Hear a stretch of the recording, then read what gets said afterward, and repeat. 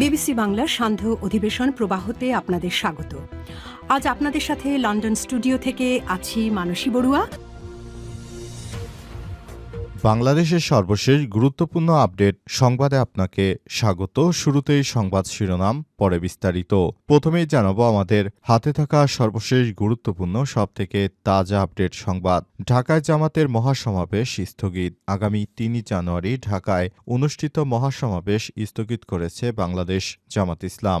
সন্ধ্যায় জামাতের verified Facebook পেজে এক পোস্টে বিষয়টি নিশ্চিত করা হয়েছে। পোস্টে বলা হয়েছে, বাংলাদেশ জামাত ইসলামের সেক্রেটারি জেনারেল ও সাবেক এমপি মিয়া গোলাম পরোয়ার রোববার এক বিবৃতিতে বলেছেন, আগামী ৩ জানুয়ারি ৯টি কৃষি ও কৃষি প্রধান বিশ্ববিদ্যালয় ২০২৫-২৬-এর স্নাতক পরীক্ষার ভর্তি পরীক্ষা থাকায় বাংলাদেশ জামাত ইসলামের পূর্বঘোষিত ৩ জানুয়ারির মহাসমাবেশ স্থগিত ঘোষণা করা হলো। এরপর জানাবো আনুষ্ঠানিকভাবে গুলশানে তারেক রহমানের অফিসের কার্যক্রম শুরু। বিএনপির ভারপ্রাপ্ত চেয়ারম্যান তারেক রহমানের গুলশানের কার্যক্রম শুরু হয়েছে। আজ ২৮ ডিসেম্বর প্রথমবারের মতো গুলশানে বিএনপির চেয়ারপারসনের রাজনৈতিক কার্যালয়ে নিজের জন্য নির্ধারিত নতুন চেম্বার বসিয়েছেন তারেক রহমান। তখন উপস্থিত ছিলেন বিএনপির বিভিন্ন পর্যায়ের নেতৃত্ববৃন্দরা। এদিকে নাহিদ ইসলামরা মানুষের আবেগ নিয়ে এভাবে প্রতারণা না করলেও পারতেন বললেন আব্দুল কাদির। জাতীয় নাগরিক পার্টি এনসিপির আহ্বায়ক নাহিদ ইসলাম সহ দলটির নেতাদের উদ্দেশ্য করে বৈষম্যবিরোধী ছাত্র আন্দোলনের সাবেক সমন্বয়ক আব্দুল কাদির বলেছেন, নাহিদ ইসলামরা মানুষের আবেগ নিয়ে এইভাবে প্রতারণা না করলেও পারতেন। তিনি সবকিছু ঠিকঠাক করে সম্পন্ন করতে পারতেন। জানাবো ইতিহাসের ছায় তারেক রহমানের ১৯৭১-এর উত্তাল স্মৃতি, পাকিস্তান বাংলাদেশ সম্পর্ক। ইতিহাস কখনো কেবল রাষ্ট্রের মতো সীমাবদ্ধ থাকে না। অনেক সময় তা একটি পরিবারের ভেতর দিয়েই প্রভাবিত হয়। ব্যক্তিগত স্মৃতিবেদনা ও অভিজ্ঞতার সঙ্গে জড়িয়ে যায় বৃহত্তর রাজনৈতিক ঘটনা প্রবাহ। এরই ধারাবাহিকতায় এবার সেটি ঘটেছে। কারণ তারেক রহমান দীর্ঘদিন পর দেশে ফেরার পর তার ফেরা উপলক্ষে ইতিমধ্যেই প্রচুর জনসমাগম হয়েছে। মনে হচ্ছে জিয়াউর রহমানেরই আবার পুনরাবৃত্তি ঘটেছে বাংলাদেশে। এবং সর্বশেষ জানাবো, চাইনিজ বলে হামলা চালিয়ে বিএসএফের সদস্য ছেলেকে হত্যা ভারতের উত্তরাখণ্ডে। ভারতের উত্তরাখণ্ডের দেরাদুনে ত্রিপুরার এক আদিবাসী ছাত্রকে হত্যা করা হয়েছে। গত ৯ ডিসেম্বর মদ্যপ অবস্থায় থাকা একদল ব্যক্তির ছুরিকাঘাতে গুরুতর আহত হওয়ার পর চিকিৎসাধীন অবস্থায় ২৬শে ডিসেম্বর দেরাদুনের একটি হাসপাতালে মারা যান অ্যাঞ্জেল চাকমা। প্রিয় দর্শক, এতক্ষণ শুনছিলেন সংবাদ শিরোনাম, এবারে বিস্তারিত। তবে তার আগে বন্ধুরা, অনুরোধ থাকবে এই সংবাদটিতে একটি লাইক দিন। এই চ্যানেলে আপনি নতুন হয়ে থাকলে আমাদের সংবাদটি দেখতে দেখতে চ্যানেলটি সাবস্ক্রাইব করে রাখুন। কমেন্ট করে বন্ধুরা আপনার মূল্যবান মতামত জানিয়ে দিন আপনি বিশ্বের কোন দেশ থেকে বা বাংলাদেশের কোন স্থান থেকে আমাদের সংবাদটি দেখছেন এবং শুনছেন। আর বন্ধুরা, গাজা যুদ্ধে আপনি যদি নিরীহ ফিলিস্তিনিদের ভালোবেসে থাকেন, কমেন্টে ইয়েস লিখে বিশ্ববাসীকে জানিয়ে দিন। সংবাদটি আপনার সোশ্যাল মিডিয়া ফেসবুকে শেয়ার করে বন্ধুদেরও দেখার সুযোগ করে দিন। এবারে বিস্তারিত।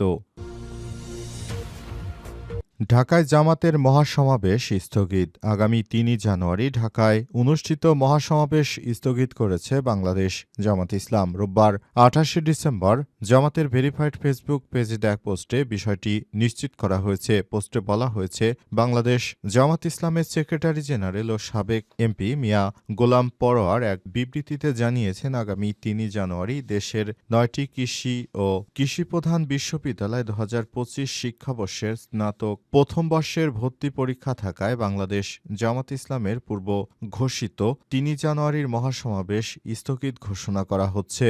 জামাত ইসলাম সবসময় শিক্ষাকে অনেক বেশি অগ্রাধিকার দেয়। তারা নতুন বাংলাদেশ গড়ে তোলার জন্য কাজ করছে। সেজন্য কখনোই বাংলাদেশ জামাত ইসলামের পক্ষ থেকে এই ব্যাপারটি নিয়ে খুবই গুরুত্বসহ সবকিছু করা হয়েছে এবং জামাতের পক্ষ থেকে বলা হয়েছে যে যাতে করে দেশের অভ্যন্তরে মূলত এই সভা সমাবেশ নিয়ে কোনো ধরনের সমস্যা সৃষ্টি না হয়, সেজন্য তারা এই ব্যাপারটি নিয়ে খুবই গুরুত্ব দিয়েছে এবং তারা জানিয়েছে বাংলাদেশে জামাত ইসলামের দ্বারা শিক্ষায় কোনো ক্ষতি হোক সে বিষয়টি আমরা চাই না।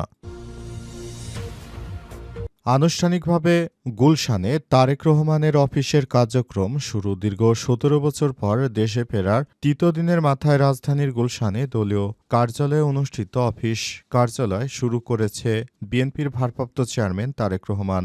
আজ প্রথমবারের মতো গুলশানে বিএনপির চেয়ারপারসনের রাজনৈতিক কার্যালয়ে নিজের জন্য নির্ধারিত নতুন চেম্বারে বসেন তিনি। এ সময় বিএনপির স্থায়ী কমিটির সদস্য খন্দকার মোশারেফ হোসেন, আমির খসরু, মাহমুদ চৌধুরী, গয়েশ্বরচন্দ্র রায়, আব্দুল মঈন খান, সেলিমা রহমান ফুল দিয়ে তাকে অভ্যর্থনা জানিয়েছে। এক পর্যায়ে সবার সঙ্গে শুভেচ্ছা বিনিময় শেষে গুলশান কার্যালয়ের দ্বিতীয় তলায় নিজের জন্য প্রস্তুত করা বিশেষ চেম্বারে গিয়ে দাপ্তরিক কাজ শুরু করেন তারেক রহমান। এদিকে গুলশান কার্যালয়ে বিএনপির ভারপ্রাপ্ত চেয়ারম্যান তারেক রহমান আনুষ্ঠানিক অফিস শুরু করায় নেতাকর্মীরা এখনও উজ্জীবিত হবেন বলে জানিয়েছে দলটির যুগ্ম মহাসচিব অ্যাডভোকেট রুহুল কবির রিজভী। তারেক রহমান আনুষ্ঠানিক অফিস শুরু প্রসঙ্গে তিনি বলেছেন, রোববার প্রথমবারের মতো তিনি গুলশান কার্যালয়ে এসেছেন। এতে নেতাকর্মীরা আরও উজ্জীবিত হয়েছে। দীর্ঘ প্রায় ১৭ বছর দেশের বাইরে থাকার পর অবশেষে দেশে ফিরে এসেছেন বিএনপির ভারপ্রাপ্ত চেয়ারম্যান তারেক রহমান। দীর্ঘদিন পর তিনি দেশে ফেরাতে নেতাকর্মীরা অনেক বেশি উচ্ছ্বাসিত। তাকে ৩০০ ফিটে সংবর্ধনা দেওয়া হয়েছে বিএনপির ভারপ্রাপ্ত চেয়ারম্যান তারেক রহমানকে এবং তিনি দেশে ফিরে আসার কারণে পুরো বাংলাদেশের মানুষ অনেক বেশি খুশি, কারণ দীর্ঘদিন ধরে তার অপেক্ষায় ছিল পুরো বাংলাদেশ।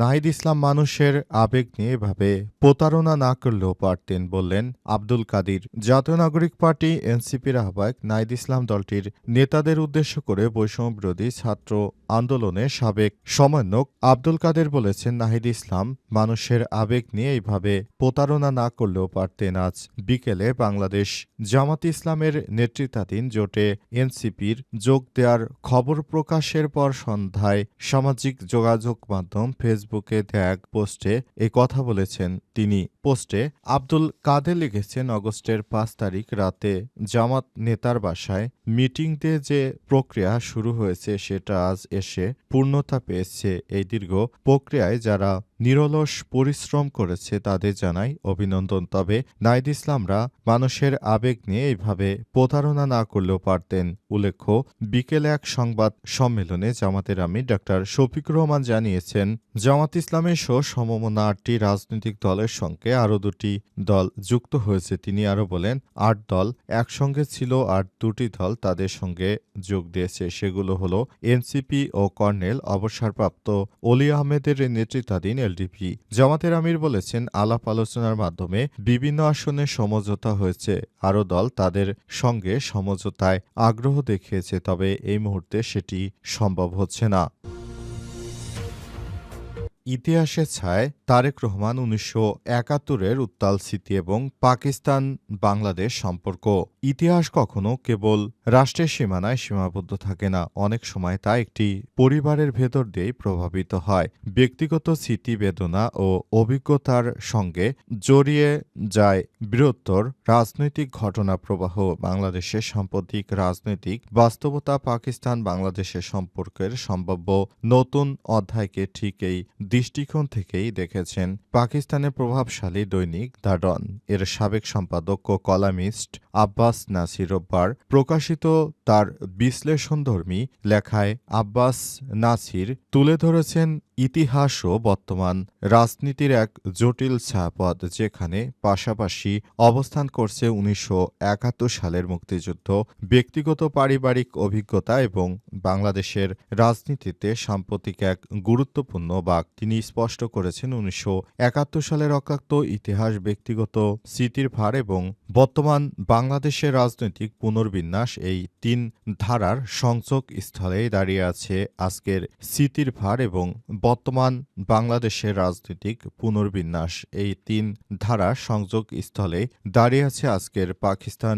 বাংলাদেশের সম্পর্ক। বিএনপির নেতা তারেক রহমান দীর্ঘ নির্বাসন শেষে দেশে ফিরে তিনি বাংলাদেশের হাল ধরার চেষ্টা করছেন। তবে আদতে তিনি সেটি পারবেন কি, কিংবা বাংলাদেশের মানুষ তাকে সমর্থন করবে কিনা, সে বিষয়টি পরিষ্কার হতে চলেছে আগামীর ফেব্রুয়ারির প্রথমার্ধের নির্বাচনের মাধ্যমে। দেশের প্রতিটি মানুষ এখন অনেক বেশি বেশি সতর্ক ও সচেতন রয়েছে।